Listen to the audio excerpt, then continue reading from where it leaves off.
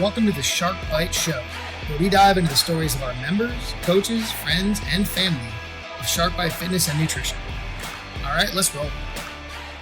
All right, guys and girls, thanks for joining us today. We're doing a special edition of the Shark Bite Show. We're gonna do a couple of these where we talk about the Florida Grid League and the Southwest Florida Sharks. Today with me, I have two of our players. First, we have Derek Anderson. Hey guys. He is a strength specialist on the Sharks. He's been with us all the way since the beginning. Then we have Francisco Gomez. What's up? Francisco Gomez is also a strength specialist on the Sharks, and he's been with us since year 2. So we're going to dive into a bunch of cool stuff today. We're gonna ask each other some questions. We're going to talk about some good memories, some fun stuff about grid and why we enjoy it so much. And then, if anyone has any cool ideas, we'll do some more on them. Guys, so Derek, I'm going to let you go first. Talk to me. How long have you been playing on the team, and what has your experience been with playing on Southwest Florida Sharks? Gosh, I mean, aside from last season, this will probably be total 5 years of being affiliated with the Florida Grid League. So it's pretty cool to look back and see how far we've gone from the beginning of everything to now. It's like we just had this big, huge tournament back here in the fall, and now we're moving into a new season out of this huge pandemic we just got out of. But honestly, I think without grid, I think where I'm at right now, not only my fitness, but friends and even like my close family wise, like it wouldn't be the same. The FGL has been awesome when it comes to like just community and just being able to be around these amazing athletes around town or even here locally here in Sarasota. But it's been a really cool experience. Yeah, I agree with that.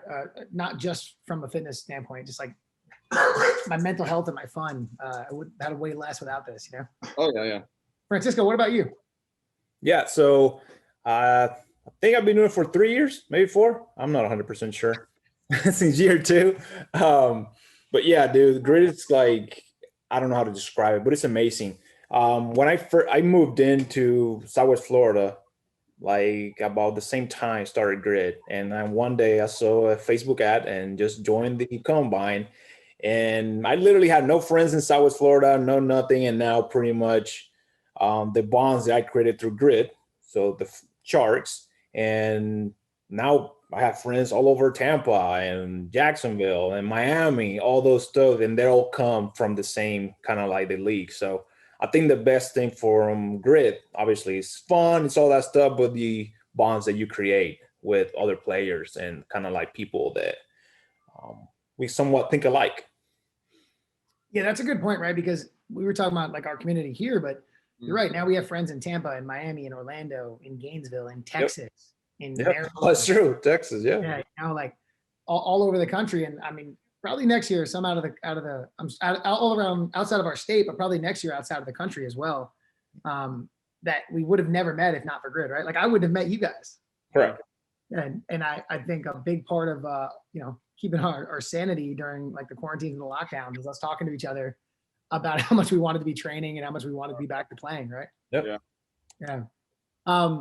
So you guys are both strength specialists on the team, right? And one of the cool things about grid that a lot of people don't understand is that there are positions, right?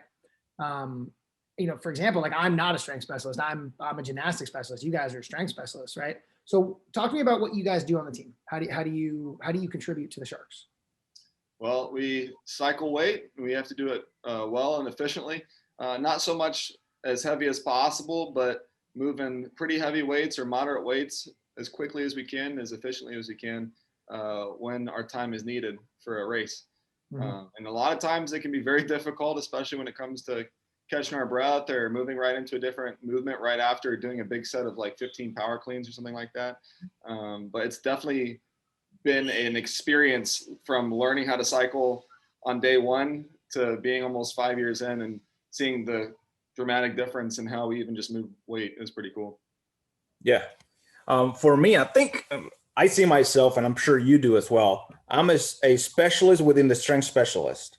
Mm-hmm. Meaning I usually go, I am the moderate weight guy that can just move for a lot of reps. Yep. usually using my legs or somewhat of a weird movement with some type of kettlebell or dumbbells or something like that. So, Derek can clean 300 pounds like it's nothing. I cannot do that, but I am probably maybe more efficient with kettlebells, one-handed kettlebells, all that stuff.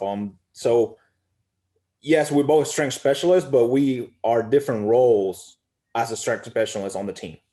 Yeah, and I think over time too, what was once heavyweight is no longer heavyweight anymore for a lot of people. Like I'm seeing these guys now move around crazy weight that, I'm like, holy cow, like that was not even on our spectrum back in the day with some of these working weights. And now it's like, holy crap, I got to work a little bit harder to get stronger to even keep up with some of these guys.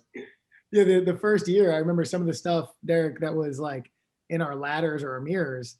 When I played in this tournament this last time, I was having to move those weights, and I remember thinking like, man, this used to be our strength specialist numbers, and now those numbers are so much higher. Yeah, Francisco, that's a good point too, right? Because we almost have like specialists within specialists, right? Because if we have a one-handed kettlebell thing, I mean, we're going to you no matter what. Right. The league has that fantastic video where you're doing a bunch of those one-handed overhead squats, and we're looking to change, and you yell at me, move on, like I'm good, I was like, oh my God, this dude's crazy. Yep, that's me. If I can use my legs, I'm good to go, and that's usually what it is. Yeah, I remember at the combine, your combine, the tryout we did like a kind of a mock sprint relay, remember? And you had to do, I think it was squat snatches at like a pretty heavy weight. Mm-hmm. And you were up against somebody else who didn't end up making the team. And I remember Charlie and I, the other team owner of the team, we looked at each other and we were like, that dude's on the team. Because the way you had like gamed, the way he had sped up and somehow gotten faster as it got heavier, as it got more competitive, we were like, that guy's made for grid. He's going to do really well here. Yeah. It was either that or the way you say sharks. One of those was ensuring me. Both. No.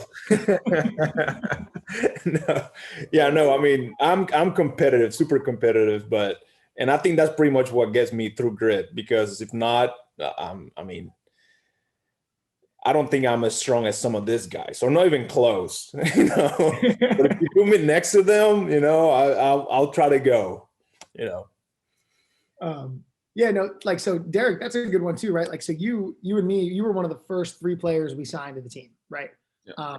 So Francisco, you may or may not realize this, Derek was signed before the league was actually like official, before we were putting a team together. Derek, Layla, and Tyler were the first Sharks ever signed, right? And at the time, Derek, I'm sure you remember, we didn't really have any idea what we were doing. So it was like, if you're a strength specialist, you're doing everything that a barbell, kettlebell, dumbbell, if it included lifting weights, you were probably out there doing it. Probably you and I'm trying to remember who else that year. It was you, Mitch, Kyle Todd, right? Remember? Oh yeah. Wow. Dang. Yeah, it was like, if there was weights, you guys were going out there no matter what. And I'm trying to learn as a coach, like, oh wait, some of these guys are better at snatching, some are better at cleaning, some are better at squatting. And I definitely remember you looking over at me one time. I won't say what the movement was, but you were like, hey, don't put me out there for that again. Yeah, no, for sure. So talk to me about like, what do you guys like about playing grid? Why is it so much fun? Because like, this is an extra commitment on our parts, right? Like, this takes up more of our time and more of our energy. Yeah. Why do you guys enjoy doing it? Because you obviously do. I know I do. I think the coolest thing is you get to specialize in stuff that you're good at. Where in like something like CrossFit, you pretty much have to be a hybrid at everything, and not to be super, super great at one thing, but have to be like pretty good at everything. So when I first started, like I was the one thing I noticed, I was like, I can lift pretty heavy weight and I can cycle the weight pretty good. But when it came to things like gymnastics and stuff that was a little harder for a heavier guy or someone that was pretty new into CrossFit at the time, it was kind of disheartening to go to a competition, a CrossFit competition, and not be able to perform as well as I'd like to. Whereas I can go to something like grid and specialize in something that I'm really good at, or I'm relatively good at, and feel like, wow, I did really good there. I was able to contribute and help my team in a way that's much, much different than if I was on a team in CrossFit or something like that. Mm-hmm. Absolutely. That's something that I noticed, right? Like, the first 2 years we played, First 2 years we played, I was not good enough to be on the team at all. Right. Yeah. I knew I was good at a couple things, but I remember being like, okay, we go to a CrossFit competition. I kind of get my ass kicked. Yeah. I could come into grid and I could be really useful in like one way, Yeah. But then I've told many people this, hanging out with you guys, and like, me as someone who's not all that strong, being around the two of you and Kevin and seeing the way that you guys cycle barbells, right? Like that caused me to step my game up drastically. And I think about that often because I'm not the most athletic human being in the world. Had I not met you guys, I wouldn't have learned how to move a barbell the way I move it now. Yeah, you learn so much. And even if you think that you know how to do one thing, you learn different techniques and different ways people do it. And you're like, well, that actually works a lot better than the way that I do it. And then you start moving the barbell that way or whatever the specific movement is. So it's pretty cool to learn off other guys that do different things for sure. Yeah, for sure. And Vigo, you were talking about how, you like being competitive, right? Like what about grid gives you that? I mean, okay, obviously I do CrossFit as well. And a lot of people compare to CrossFit, but I think grid is the ultimate team sports. Like, I love as much as to do it as much as I love to watch it. Like when I'm done before my match or after the match, like I will stick around, I'll grab a beer and just watch because I actually enjoy it. It's like going to a basketball game or a baseball game or anything like that. So it's actually a team sport. Yeah, and it's fast. I mean, it's so fast. Seconds matter. And that's kind of like, you say football inches matter, here seconds matter. And that's what makes it so competitive. Like you're trying to gain, we're talking about half a second sometimes can make a difference between winning a race and losing a race. So, so you just go out for 30 seconds or so, whatever. It could be sometimes less, just go all out and then you switch. And it's just a lot of piece moving. It's just fun. It really is fun. I mean, I'm having a good time. And that's why it makes it so competitive, so fun. It's just fun. Yeah, Francisco, you remember after the combine and especially at our first practice, I remember very specifically talking to both you and then the next year, John, about this because you guys were obviously such good athletes. And it was like, I can't explain to you how fast this is going to be. Correct. Yeah. Like, I know you guys are moving fast and you think you're going fast. Like you have to go so much faster, Yep. And you remember telling me that after your first match, you were like, "Oh, no. I tell that everybody to first time players, and they don't ever listen to anybody anyways. Yeah. Or no, they don't listen. They don't, they listen to you, but they're like, okay, I think I'll be fine. Yeah. It was like, no, after you do your first race, you'll realize that yes, you're gonna be spending. And I'm talking about the race, not the match. Yeah. I'm talking about a race. Like you go for 30 seconds and you take a 20-second rest, and then you go again. You'll be done. Like your legs will feel it. Whatever you're doing, you will feel it. Like you'll be full gassed out. Yeah, and if for anyone who doesn't know what we're talking about, so there's in a match, right? There's 11 races, right? And sometimes the match formats are a little bit different. There'll be a little bit less than 11 or more than 11, or a couple are combined or something like that. But the way it works is in each of those races, certain players, guys and girls, will play in that race, and then the winners of those races will accumulate points, and the overall point winner is who wins the match. So we have say partner forward, which I think is probably all of our favorite race. Mm-hmm. It's how you start off every match. It's just like very small sets of difficult movements that ascend in difficulty but descend in reps. Mm-hmm. And man, if that doesn't show you the speed at which this thing is going to move, it's like the first time you do it, you're like, what the hell did I just watch? Right? Yeah. Yep. Or the first time you're in it, because you guys have both been in partner forward, right? It sets the tone for the whole match. Yeah. Because once you're done with that, you're like, all right, here we go. We're about to get started. This is it. Mm-hmm. Whereas if we had something much slower to start off the match with, it would not be the same. So partner forward is definitely one of my favorites. Yeah, I feel like that's a good way to put it too, right? Like it sets the tone because we have our meetings after, or like our huddles after each race. And it's like, if we started partner forward off well, like I'm like, all right, we're going to do good. And me as a coach, if we start a partner forward off poorly, I'm like, hey, I gotta put someone's ass like right now, because we cannot allow that lackadaisicalness to continue over the next hour and a half, 2 hours of this match. Right. What are some races you guys like other than partner forward? Because I think we would all probably say like that's the one we like the most, right? What do we like most after that? Yeah, partner forward is fun because it's always so close. Like it's never obviously like we're talking about seconds every time. But after partner forward, for me, even even though I've never done it, you know what my favorite race is Jack and Jill. I've never done it. Let's not even talk about that. But my favorite race is Jack and Jill. And I don't know if you want to explain what Jack and Jill is, but yeah, it's so Derek's got some strong feelings about Jack and Jill. All right. So Jack and Jill is also my favorite race, by far my favorite race. I'm primarily on the team to do like gymnastics movements, right? So this is the time where we get to shine if that's what you're into.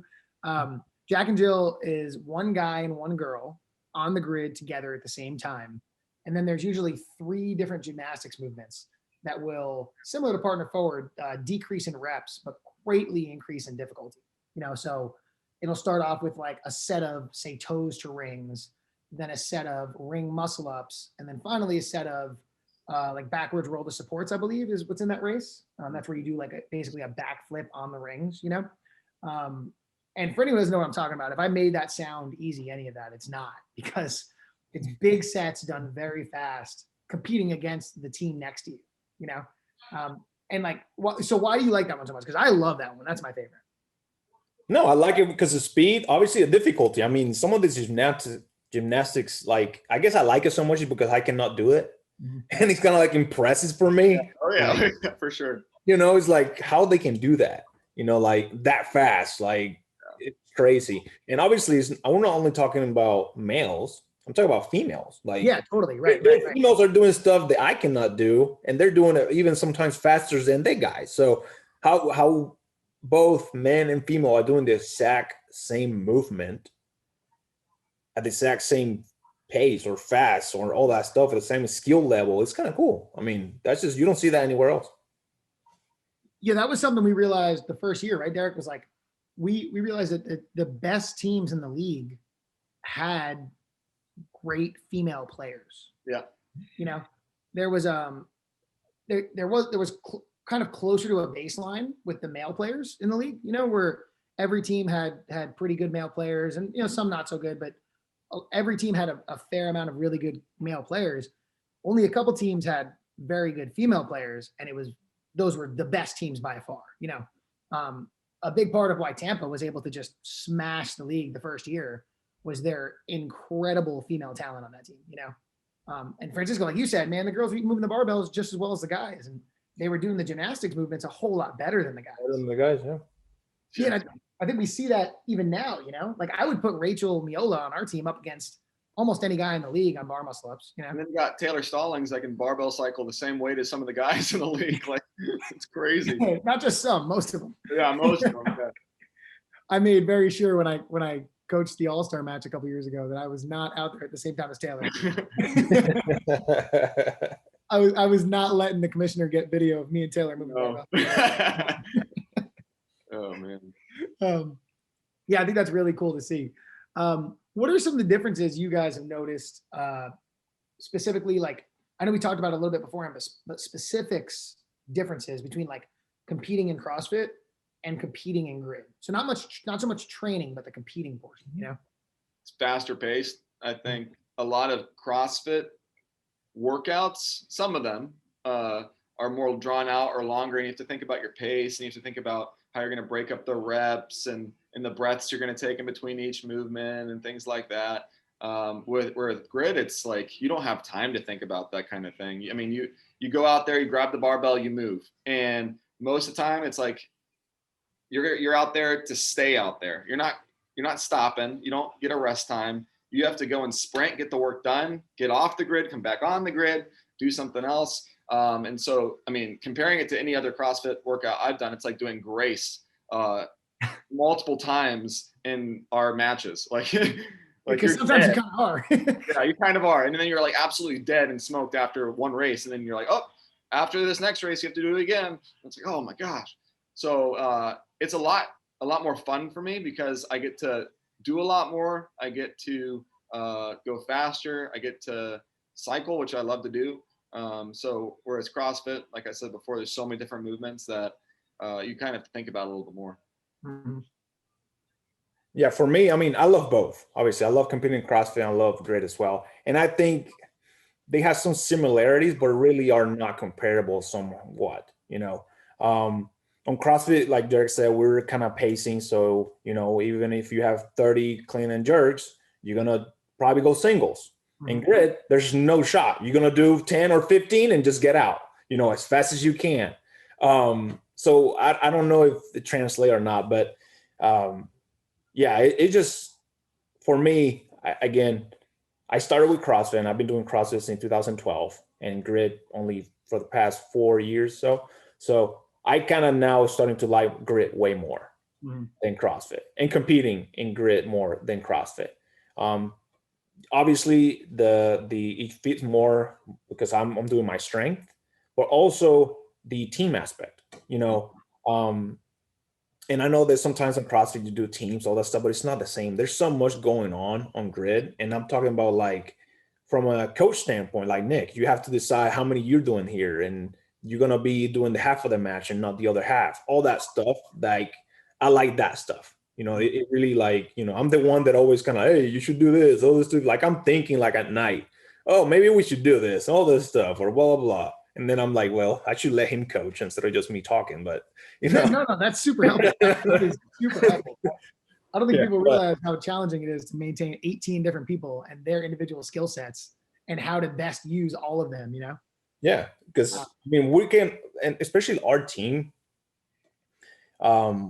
like Derek, for the longest time, he was our biggest and strength specialist. Like, he can move the most weight, but he could also do muscle ups.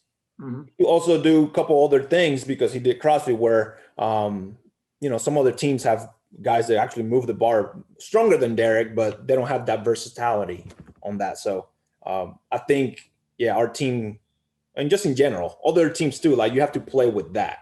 Yeah, kind of like a multi-tool. Correct. Yeah. Yeah. And in our, our first year, especially, right, Derek, you remember our first and probably going to our second year, as long as we don't count Quentin, we were probably a team of all utility players, right? Yeah. And it was like, okay, we understood that we weren't going to be super specialized, so we had to use people to the best of their ability within that, And I remember as a coach, for me, that was pretty challenging because it was like, all right, all of these people can do these things, know? It's like, who can do it 1 second faster, know? And then we also, I think, I don't know if it was so much natural or so much as like directed, but natural is we all kind of moved towards like a little more specialization, which I think was really cool. And I think it was like, you guys as players, you two and all the other players that have been around for a couple of years were kind of like, okay, this is what the team needs of me.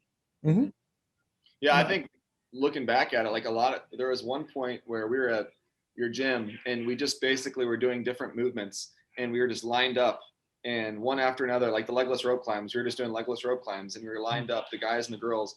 And it's kind of like, all right, let's see who can do it good so we can use you in this match, And that, for the first couple of years, it was kind of like that. I was like, do you think you can do these pretty fast?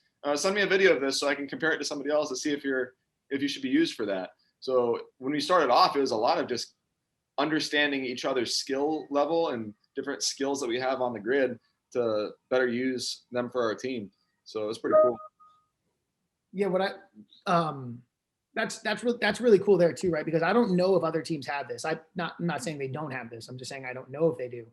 But our team generally has a really good control of our ego, like individual player ego, because there's many times where you guys will want to go do something, and I'll be like, hey, no, Francisco's doing it. Sorry, Derek, or vice versa. And we don't have anyone be like, hey, what the hell? I'm the best at this. I should be able to do this. And I've seen other teams not have great situations like that on the grid. And, we just don't have that. And I love it. So when we go for it. Sorry. Nope. Good. I think what we've learned too, right, is that there's, like you guys were saying, I think Francisco, you said it's like the ultimate team sport. We've seen some players not be able to adapt to that, right? To be able to adapt to, like, this is what the team needs of me, and this is what the team doesn't need of me. I'm obviously I'm competitive, and I want to be on every single race. I do. Like even on Jack and Jill, I want to do Jack and Jill. I can do 30 chest to bars, or whatever, but I'm not the fastest at that. There's people that are faster than that. And learning how to do that, like I've been on races where I'm only doing one race, but that actually I won that race, and that race was the one that got us ahead. Yeah, made us win that match, right. So here, like if utility players are super important, obviously it's not that you're not, but you win the most with specialists. Totally. So if you have somebody that can do a movement way better than anybody else, you usually win that race. And so I think you come to learn that when you have a specialty and you're really good at that specialty, it becomes less about you and more about the team. Correct. So if your skill is used effectively in a race, even if it's used one time, knowing that that's the best use of your skill for the entire team's success in that race, that's better than being in every single race for the entire match, so. And it's so hard. I mean, it's so hard just to be in there the whole time through 11 races and just, it's not that hard because you're sharing with your teammate, but it's still like you want to be in. Yeah. So also you need to understand that, this is the best for the team. And I know that it has happened to Q, obviously. He's our specialist. He's our gymnastics badass. And to me as well. Like I just go in for try it, and I just need to do try it, and all that stuff. So, and I know we all have done it. So, and we usually, when you just do one race, you're fresh, you can help your teammates the most. Yep. Yeah. Huge. Yeah, that's something super fun. I think it's like every time I talk to you guys after the season, when we talk about like what were the best situations, when we kind of like do our like after season interviews, we say like, okay, like what was your best experience? What was your worst experience? What were the things you'll remember the most? What were the things you're most happy with? And like without fail, it's always like, oh, when I did this one thing, not the match where I got hit with a hammer for 2.5 hours. That's kind of, I feel like if you were teaching like a coach, like entry level grid, you'd say like, okay, you need a couple utility players to come in and just get their asses handed to them for 2 hours, right? And you need those or you're not in the match, but then you need specialists or you can't win the match. Yeah. Correct. Yeah, I think the utilities just keep you there. Like they're just they can do everything. Like the knockout punch. Correct. Totally right. Like an example of that is like Kevin. Kevin's one of our utility players. It's just like I can't figure out who else can do this. Kevin, you're up. Like you keep us moving, and he's just like, okay, let's go. He's not going to say anything about it. But then if we need backward roll to supports or backwards uprises, there's probably four of us on the team who can learn those at this point. But it's like Quentin's going to go in there and he's going to win that for us. Right. There's nobody on our team who can't do legless row climbs, but we put Quentin in, he's going to smoke that. He's going to beat the other team by double time, Oh yeah. Yeah. So I don't think we could possibly do a podcast with Derek on it without talking about this. So long ago. I don't know if you can put the video on. You should put the video on. Oh God, I wish I had the link at the bottom. No. It was a moment of weakness. So our first season, it's fair to say we were not very good. We were in the redemption match, right? The nicest way to say that happens after you lose, by the way, redemption match. The nicest way to say the losers bracket, right? That's what we were in, right? And we obviously turned it around. We were in the conference finals every year after that. But our first year we were in the redemption match. And we were also not doing too well in the redemption match. So, me on the sideline, I kind of lost track of what was going on and what movement we needed. So we're doing a change out, and Derek was supposed to come out and come in up the barbell. We had some players, they're not on the team anymore, but they were supposed to finish up some toes to bars. And Derek runs out, and somebody couldn't do any toes to bars, so they ran off. And Derek is on his way. He's doing a full angry muscle man sprint to that last barbell. And I'm like, nope, toes to bars. And to his credit, he didn't say anything to me. He just said, okay. He walked over to the toes bars and he started doing them. Derek, what happened next? Well, I mean, this is, I can't really defend myself for this because I never practiced any of these these waterfall toes to bars, or even the waterfall concept. So I jumped up on the bar, and I think, gosh, I don't know who else I was doing it with, but we were going, and I was supposed to like set the pace, and then I jumped on, started doing them, and I just could not match with the other person, and I would try again, not happening. I tried to not do another kip, and my feet wouldn't touch the bar, and it was stupid. And then at that point, I looked over and I was like, Nick, I need to get off. And you're like, get off, go, go, go. So I ran off, tagged someone else, and that was a horrible experience, and it's lived with me ever since. Every time there's an opportunity to find the video, people post it, and I mean, it's harder to explain without you actually seeing how bad it was. But on top of the fact that we were on the redemption match and that happened, so pretty much you're just doing toes to air because you would not touch to bar. It wasn't like I was committing to the toes to bar. I could have at least committed to it and touched the bar, but I was like, nope, and it came back down and tried to like resync my toes to bar. But that, yeah, I don't even know what was going on. I'm pretty sure I wasn't even supposed to be out there when that happened. I just wanted to be on the gymnastic workout so bad that I looked over at Nick thinking he was looking at me, and I was like, me? Okay. And I ran out there, and then that was the worst thing I could have ever done. Yeah, I mean, to your credit, right? Like you could have done toes to bars. That's not, you were trying to do waterfall, which is a technique that we do with two people. And we never say, hey, let's get our biggest dude on the team to waterfall with one of the smaller people in the gymnastics movement. And he tried really hard. And that's where the term close to bars came from. Close to bars. Oh, yeah. Close to bars, yeah. We've used that at Shark Bite since then, every time we talk about toes to bars. Most of the people don't know where that came from. But the video is shared every time like we start a new season. It's always posted again. It should be in the judgment course. It's like a tradition now. Oh, man. All right, sorry, Derek. I had to bring that up. It's good. It's good. It's all right. All right, so we've had some changeover in the team, right? We got some new players coming on.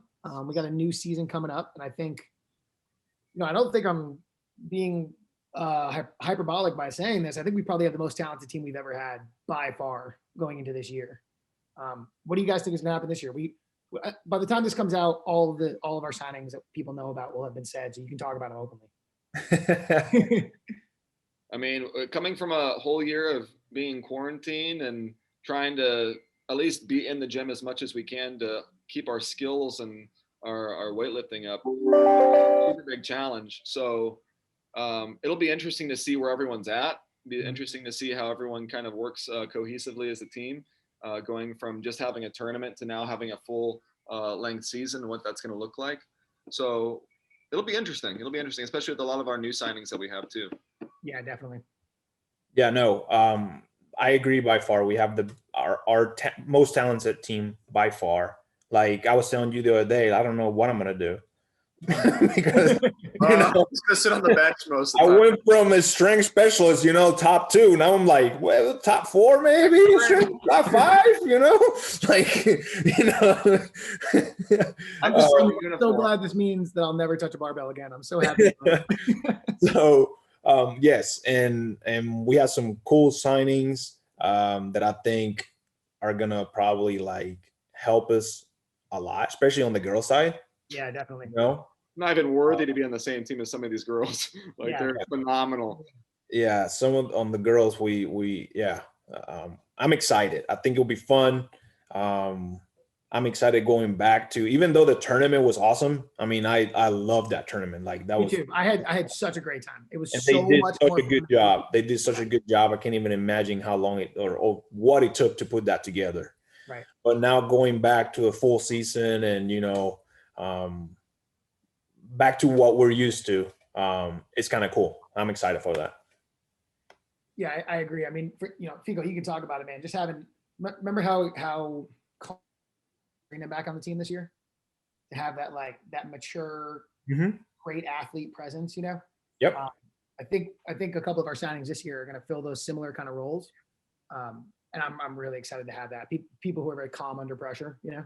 Yeah, that's the main thing. It's chaotic, Grid. It's chaotic. Like you have to be able to obviously watch your coach, but you also calm down. Like you're going fast, but you have to be like, it's funny because you say it's smooth.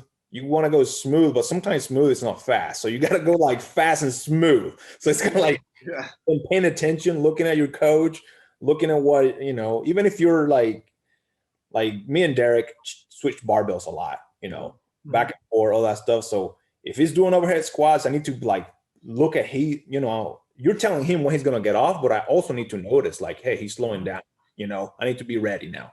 Nick is going to tell him to do 2 more. And then after 2 more, I need to go, so you need to be looking like pretty much at everything that's happened on the floor, on the grid, so you need to be looking at everything. Yeah. It's more than just cycling or doing your reps. It's being able to match with the other person across from you and read them and know when it's time to be like, hey, dude, let me grab the bar and do the reps for you, so that we can be as quick as possible. Yeah, that reading each other. I think that's one of the reasons that we overperform every year is that right there is the kind of connection the team has, in that one of you can look at me and be like, hey, give me that. Yeah. I remember Francisco, what was it on? You took muscle ups from me last year, didn't you? Or Yep. The year before that? The year before I did on Triad. Yeah. Yeah. Like that's literally what I'm on the team for. And you just came and tapped me out of the way. Get out of there. Picked it back up, and it worked out really well. We ended up winning that race, and that was that race. And I would look at that race a couple of times because actually that was my one race of the match. Yeah. So I was fresh. So I pretty much touched every single movement on there. And you were already on the match. You already did your set of muscle ups. You were just cleaning up somebody's. Mm-hmm. So I was like, yeah. Yeah, you were literally walking around like a superhero, just like knocking people out of the way. And like, I'm up, let's go. Well, after that, we had heavy deadlift, and you were able to get there to a heavy deadlift because that's a harder movement for you. Mm-hmm. So you got me started, so I was able to start it. Yeah, and we finished pretty much at the same time. So and it worked out. But yeah, that was awesome. Okay, guys, is there anything else you guys want to talk about? Anything else you want to bring up? No, I'm excited for this season. Just make sure that you come watch us. It's fun. You're not going to regret it. Obviously, this COVID stuff, I don't know what's going to happen. But hopefully we can have fans in there and all that stuff and come watch. It's fun. Or if you cannot make it all the way to Tampa, we always put it live. I think the league is going to put it live now, but not live stream this year, which has been awesome over the years, just having that option for people, because a lot of people out are from different towns or cities or states that want to watch it. I think FGL has done a really good job of providing the content for people and the YouTube content for anybody that wants to watch the highlights and stuff like that too. Yeah, agreed, right? Because even before the league had live streaming, our team always had somebody on the sidelines live streaming every match, right? Right. Right. Yeah, but the live streaming actually, at least on the tournament, was awesome. It was pretty awesome. Yeah. All right, guys, thanks very much for doing this. We're, for anyone listening, we're going to do this again a couple more times. We'll get some other players on here too, although Derek and Francisco are always welcome to come on again. If you guys want to find any of us, you can find us on Southwest Florida Sharks. That's SWFL Sharks on either Instagram or Facebook. If you want to find out more about the Florida Grid League, www.floridagridleague.com. Oh. The correct link will be in the notes if I said the wrong one. Guys, if people wanted to find out more about you or maybe sponsor you for the season, how could they? How could they find you? I got to look at my Instagram name. Well, first of all, I think people have this down pat. And they're like, "Oh, find me on my Instagram is Derek H. Anderson. So DEREK H. Anderson. That's pretty much where you'll find me most of the time. I'm pretty active on there. So you can DM me or something like that. I can provide you the link to my page for the Florida Grid League.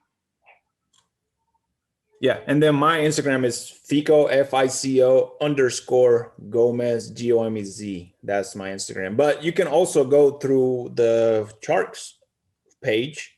And you can all the players are there, and you can sponsor right from the website. Yep. Awesome, guys. Thank you so much. Absolutely. All right.